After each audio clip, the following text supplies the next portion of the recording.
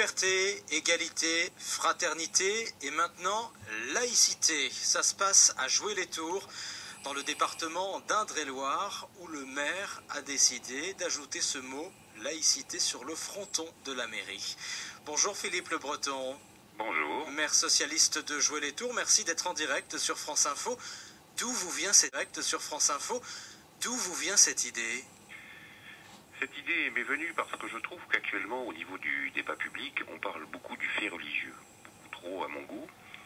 J'en prends quelques exemples récents. Le débat autour du port de la burqa, de la nécessité d'un projet de loi ou pas, de la décision d'une grande enseigne de restauration rapide d'ouvrir des restaurants halal.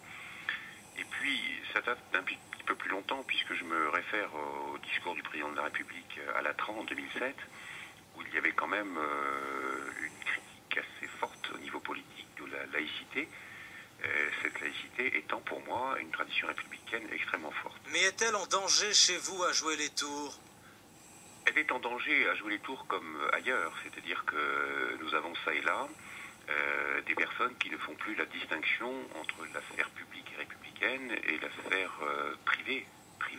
Mais par exemple, autour de vous? Par exemple, nous avons eu à Joué-les-Tours il y a quelque temps une personne, un employé municipal qui a souhaité démissionner de ses fonctions et donc partir au chômage parce qu'on lui refusait le port non pas du voile mais du foulard. Donc cette personne a décidé de mettre fin à sa carrière de fonctionnaire. Nous avons également des parents d'élèves pour la restauration scolaire qui exigeraient de la mairie qu'il y ait une nourriture halal dans les cantines, ce que je me refuse parce que c'est une négation de la République française. Le mot laïcité ajouté au fronton de la mairie, c'est clairement un coup de communication aussi.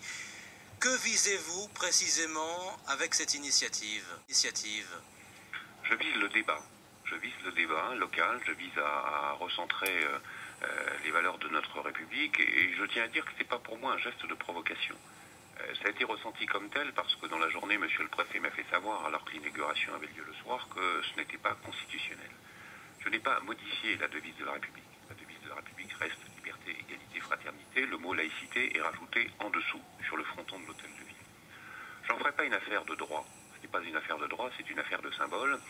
Et si pour des raisons juridiques je dois enlever ce mot laïcité, je ferai autre chose. Je mettrai simplement une grande plaque à l'entrée de l'hôtel de ville où sera rappelé l'article 1er de la Constitution française qui précise que la France est une république indivisible, laïque. Constitution française qui précise que la France est une république indivisible, laïque, démocratique et sociale. Est-ce que ce genre de geste est de nature à favoriser un débat serein? Est-ce qu'il n'aggrave pas la situation?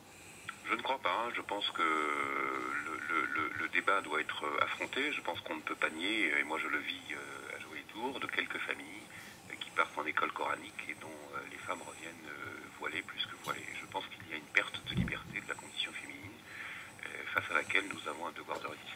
Merci Philippe Le Breton, le maire socialiste de Joué-les-Tours, en direct sur France Info.